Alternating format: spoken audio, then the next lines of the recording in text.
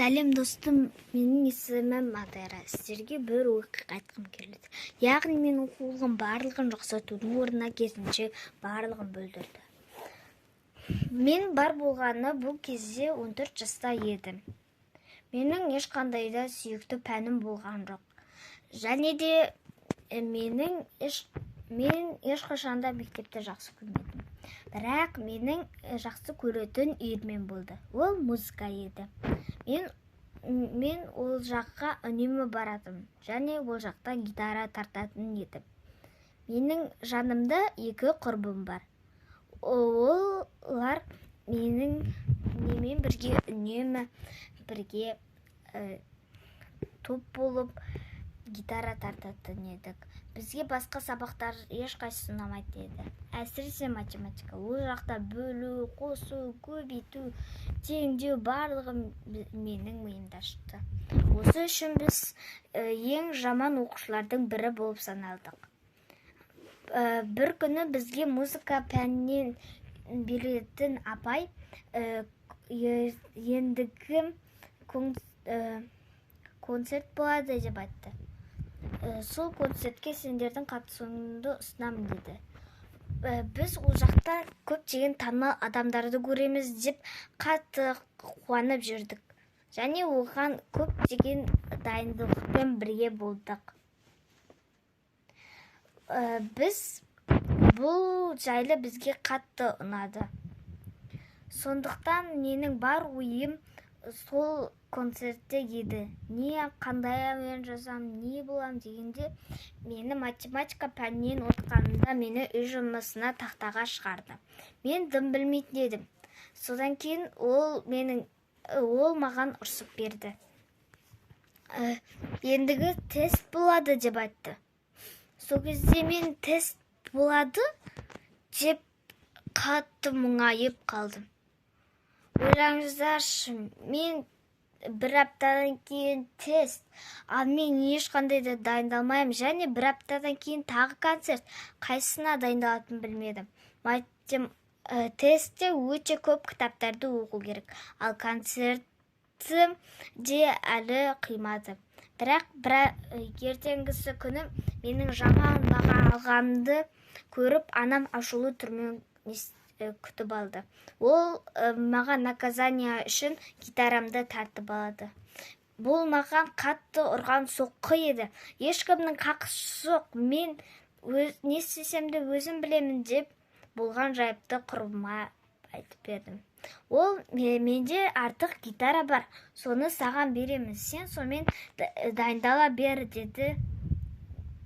Мен қуанып бір проблемам шешілгенін түсіндім.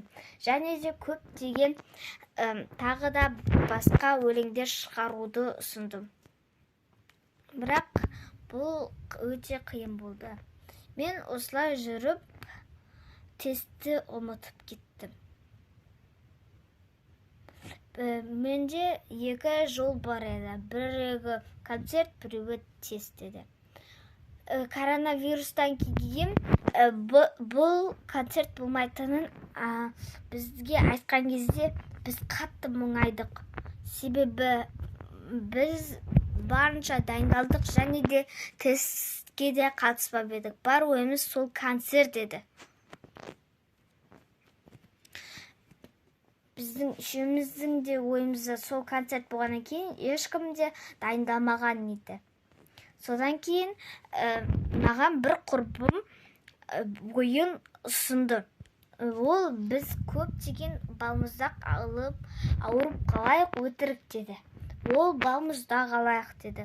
Біз балмұздақ магазиніне барып, әрқайсымыз 10 балмұздақтан алып дәм тарттық.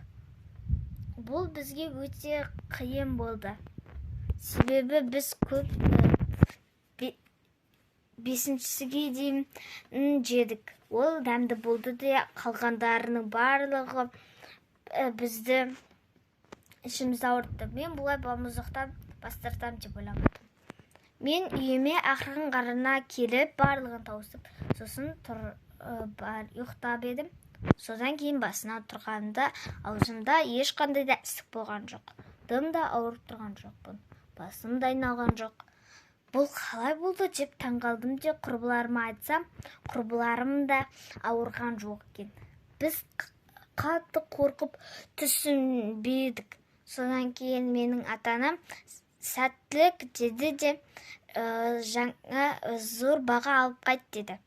Мен үшеуміз бірге барғанда ешқандай да балаларды көрген жоқпыз. Барлығы апайлар. Біз тым-тырыс болды. Барлығы маскамен жүргеннен кейін бізге математикадан беретін апай келді деп тест болмай ма дегенде, болмайды, сендер хабарсыз екенсіңдер ғой, біз сендерде тест болмайды, бұл коронавируске байланысты, бірақ онлайнша тест тапсыруларың керек, ата-аналарың болу керек. Барлығы ауырып қалған, ал сендер ғана ауырмай келіпсіңдер, сондықтан сендер тапсырасыңдар деді. Біз бір жағынан қуанып, бір жағынан қатты мұңайып ашуландық. Тапсырасыңдар деді.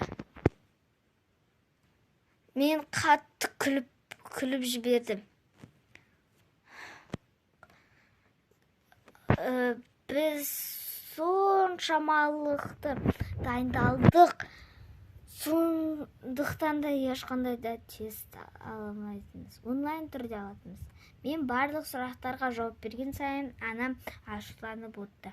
Менің жауаптарымның барлығы 0 балл алды. Және де мен бұл үшін анамнан өліп тұрып таяқ жедім.